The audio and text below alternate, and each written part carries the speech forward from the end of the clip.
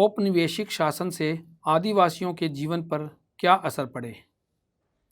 British शासन के दौरान आदिवासी समूहों का जीवन बदल गया। आओ देखें कि ये बदलाव क्या थे। सबसे पहले देखते हैं कि आदिवासी समुदाय के मुखियों का क्या हुआ। बच्चों, आदिवासियों के मुखियाओं का महत्वपूर्ण स्थान होता था। उनके पास औरों से ज़्यादा अधिक आर्थिक ताकत होती थी और वे अपने इलाके पर नियंत्रण रखते थे। कई जगह उनकी अपनी पुलिस होती थी और वे जमीन एवं वन प्रबंधन के स्थानीय नियम खुद बनाते थे। ब्रिटिश शासन के तहत आदिवासी मुखियाओं के कामकाज और अधिकार काफ़ी बदल गए थे। उन्हें कई कई गांवों पर ज़मीन का मालिकाना तो मिला रहा, लेकिन उनकी शासकीय शक्तियां छिन गई और उन्हें ब्रिटिश अधिकारियों द्वारा बनाए गए नियमों को मानने के लिए बाध्य कर दिया। उन्हें अंग्रेज़ों को नजराना देना पड़ता था और अंग्रेज़ों के प्रतिनिधि की हैसियत से अपने समूहों को अनुशासन में रखना होता था। पहले उनके पास जो ताकत थी, अब वह नहीं रही। वे परंपरागत कामों को करने से लाचार हो गए। अब घुमंतू काश्तकारों की बात करते हैं कि उनके साथ क्या हुआ। बच्चों, ऐसे समूहों से अंग्रेज़ों को काफ़ी परेशानी थी, जो यहाँ वहाँ भटकते रहते थे और एक जगह ठहर कर नहीं रहते थे। वे जानते थे कि आदिवासियों के समूह एक जगह स्थायी रूप से रहें और खेती करें, क्योंकि स्थायी रूप से एक जगह रहने वाले किसानों को नियंत्रित करना आसान था। अंग्रेज अपने शासन के लिए आमदनी का नियमित स्रोत भी चाहते थे। फलस्वरूप उन्होंने ज़मीन के बारे में कुछ नियम लागू कर दिए। उन्होंने ज़मीन को मापकर प्रत्येक व्यक्ति का हिस्सा तय कर दिया। उन्होंने यह भी तय कर दिया कि किसे कितना लगान देना होगा। कुछ किसानों को भूस्वामी और दूसरों को पट्टेदार घोषित किया गया। बच्चों, यहाँ पर हम भूस्वामी से अभिप्राय यह है कि भूस्वामियों को सरकार को लगान देना होता था और पट्टेदार से अभिप्राय है कि पट्टेदारों को अपने भूस्वामियों को लगान देना होता था। झूम काश्तकारों को स्थायी रूप से बसाने की अंग्रेज़ों की कोशिश बहुत ज़्यादा कामयाब नहीं रही। जहाँ पानी की कमी हो और मिट्टी सूखी हो, वहाँ हलों से खेती करना आसान नहीं होता, बल्कि हलों की मदद से खेती करने वाले झूम काश्तकारों को अक्सर नुकसान ही हुआ, क्योंकि उनके खेत अच्छी उपज नहीं दे पाते थे। इसीलिए पूर्वोत्तर राज्यों के झूम काश्तकार इस बात पर अड़े रहे कि उन्हें परंपरागत ढंग से ही जीने दिया जाए। व्यापक विरोध के फलस्वरूप अंग्रेज़ों को आखिरकार उनकी बात माननी पड़ी और ऐसे कबीलों को जंगल के कुछ हिस्सों में घुमंतू खेती की छूट दे दी गई। आओ बच्चों, अब हम जानें कि अंग्रेज़ों ने वनों पर घुमंतू खेती की छूट दे दी गई। यहाँ चित्र में गुजरात के एक जंगल में खेती करती भील औरतें दिखाई दे रही हैं। घुमंतू खेती गुजरात के बहुत सारे वन क्षेत्रों में अभी भी जारी है। आप देख सकते हैं कि यहाँ पेड़ों को काट दिया गया है और खेतों के लिए ज़मीन साफ कर दी गई है। आओ बच्चों, अब हम जानें कि अंग्रेज़ों ने वनों पर अपना आधिपत्य जमाने के लिए जो कानून लागू किए, उनसे आदिवासी कैसे प्रभावित हुए। वन कानून और उनके प्रभाव। जैसा कि आपने पढ़ा है, आदिवासी समूहों का जीवन जंगलों से जुड़ा हुआ था। अतः वन कानूनों में आए बदलावों से आदिवासियों के जीवन पर भी भारी असर पड़ा।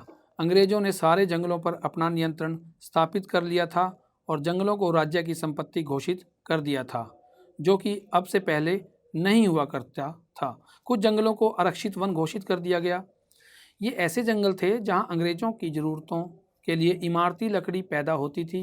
इन जंगलों में लोगों को स्वतंत्र रूप से घूमने, झूम खेती करने, फल इकट्ठा करने या पशुओं का शिकार करने की इजाज़त नहीं थी। बच्चों, ऐसी सूरत में झूम काश्तकार किस तरह जिंदा रह सकते थे? इसीलिए उनमें से बहुतों को काम और रोजगार की तलाश में मजबूरन दूसरे इलाकों में जाना पड़ा। जैसे ही अंग्रेज़ों ने जंगलों के भीतर आदिवासियों के रहने पर पाबंदी लगा दी, उनके सामने एक समस्या पैदा हो गई। समस्या यह थी कि रेलवे स्लीपर के लिए पेड़ काटने और लकड़ी को एक जगह से दूसरी जगह ले जाने के लिए मजदूरों का इंतजाम कहाँ से किया जाए। औपनिवेशिक अधिकारियों ने इसका भी एक हल ढूंढ निकाला।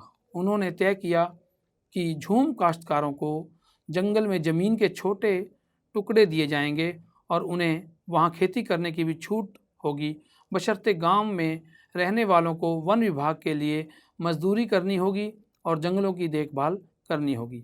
इस तरह बहुत सारे इलाकों में वन विभाग ने सस्ते श्रम की आपूर्ति सुनिश्चित करने के लिए वन गांव बसा दिए। परंतु अंग्रेजी सरकार के शासन ने आदिवासियों का जीवन कठोर व संघर्षमय बना दिया था। आदिवासियों की दशा को दर्शाता यह चित्र वेर्नियर एल्विन एवं Shamrao Hiwale song of the Maikal से उद्धृत है। 1930 के दशक में वेरियर एल्विन ने मध्य भारत में रहने वाले बैगा आदिवासियों के इलाकों का दौरा किया था। एल्विन इन लोगों के रीति रिवाज, उनकी कला और लोक संस्कृति को जानना चाहते थे। उन्होंने बैगाओं के बहुत सारे गीत इकट्ठे किए जिनमें इस बात पर शिकायत की गई है कि अंग्रेज़ों के शासन में बैगा कितने बुरे दौर से गुजर रहे हैं। यहाँ पर इस चित्र में एक ऐसा ही छोटा से गीत का अवतरण दिया गया है जिसका शीर्षक है अंग्रेज़ों के इस देश में जीना कितना कठिन है, जिसमें आदिवासियों की आर्थिक स्थिति दर्शाई गई है। चलिए बच्चों, इस गीत को दोहराते हैं। अंग्रेज़ों के इस देश में जीना कितना है मुश्किल, जीना कितना है मुश्किल, जमींदार बैठा है गांव में, दरवाजे में कोतवार, बगीचों में पटवारी, खेतों में सरकार। अंग्रेज़ों के इस देश में जीना कितना है मुश्किल। पशु कर अदा करने के लिए बेचते हैं गाय, तो भैंस बेचते हैं जंगल कर के लिए। बैलों को बेचकर अदा करते हैं लगान, भोजन पाएं कहाँ से अंग्रेज़ों के इस देश में। बच्चों, गीत से हमें आदिवासियों की दयनीय स्थिति का पता चल जाता है तथा बहुत सारे आदिवासी समूहों ने औपनिवेशिक वन कानूनों का विरोध किया। उन्होंने नए नियमों का पालन करने से इनकार कर दिया और उन्हीं तौर तरीक़ों से चलते रहे जिन्हें सरकार गैर कानूनी घोषित कर चुकी है। कई बार उन्होंने खुलेआम बगावत भी कर दी। 1906 में सोंग्रम संगमा द्वारा असम में और 1930 के दशक में मध्य प्रांत में हुआ वन सत्याग्रह इसी तरह के विद्रोह थे। आइए अब अंग्रेजी शासन के दौरान आई कुछ व्यापारिक समस्याओं की चर्चा करें। व्यापार की समस्या। 19वीं शताब्दी के दौरान जनजातीय समूहों ने पाया कि व्यापारी और महाजन जंगलों में जल्दी जल्दी आने लगे हैं। वे वन उपज खरीदने, नगद कर्जा देने और आदिवासियों को मजदूरी पर रखने के लिए आ रहे थे। इन सारे बदलावों से क्या असर पड़ने वाले हैं, यह समझने में आदिवासियों को कुछ समय लगा। यह समझने के लिए आइए हम रेशम उत्पादकों की स्थिति को देखें। 18वीं सदी में भारतीय रेशम की यूरोपीय बाज़ारों में भारी मांग थी। बच्चों, भारतीय रेशम की अच्छी गुणवत्ता सबको आकर्षित करती थी और भारत का निर्यात तेज़ी से बढ़ रहा था। जैसे जैसे बाज़ार फैला, ईस्ट इंडिया कंपनी के अफसर इस मांग को पूरा करने के लिए रेशम उत्पादन पर जोर देने लगे। वर्तमान झारखंड में स्थित हजारीबाग के आसपास रहने वाले संथाल रेशम के कीड़े पालते थे। रेशम के व्यापारी अपने एजेंटों को भेजकर आदिवासियों को कर्ज देते थे और उनके कृमि कोषों को इकट्ठा कर लेते थे।